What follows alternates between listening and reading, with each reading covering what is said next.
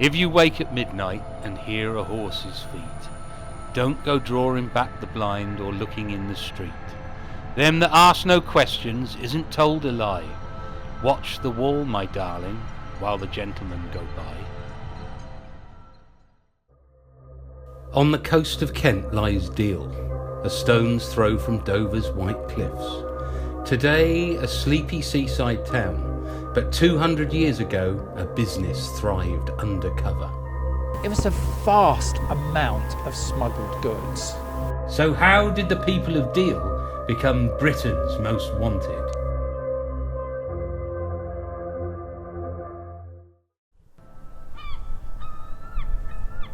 "1850s Deal was a flourishing industry of smuggled items, an industry that employed the entire town."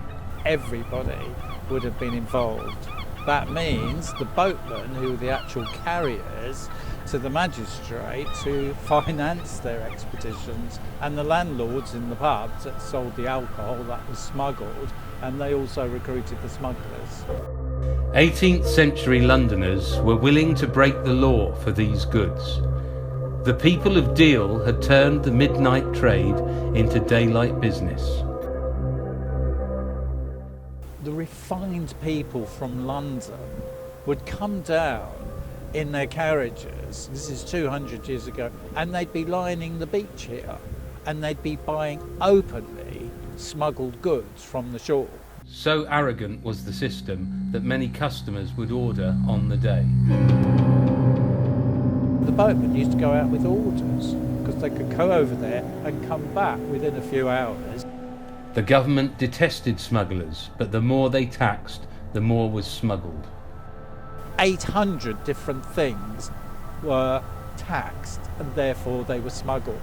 And there'd be all kinds of things, strange things, like straw was smuggled because there was a tax on straw. But other strange things are currants, coffin nails, rhubarb. Why on earth rhubarb needed to be taxed, but it was smuggled.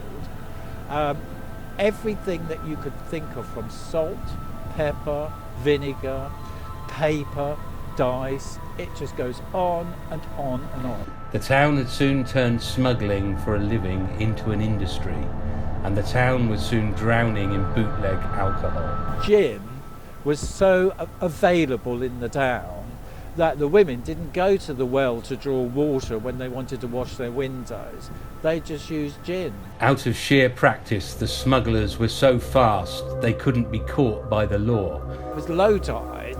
The men would row towards the Goodwin Sands, jump out of the boat and put it over their heads, and they'd run across the Goodwins. It was only about 4 miles, but they'd run across, and then they tip the boat the right way round here and then row across the downs, and they still couldn't be caught by the fastest revenue cutter that was around.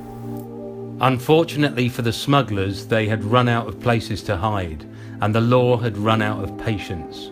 They may have been uncatchable in the water, but William Pitt, the Prime Minister at the time, decided to strike at them on the land.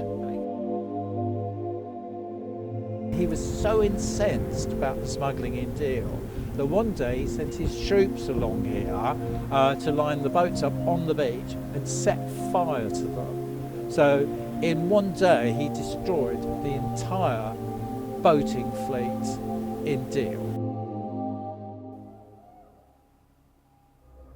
Even 200 years later, Deal is still haunted by its old smuggling trade. It's usually the builders that come to modernise the house that find secret rooms and secret stores.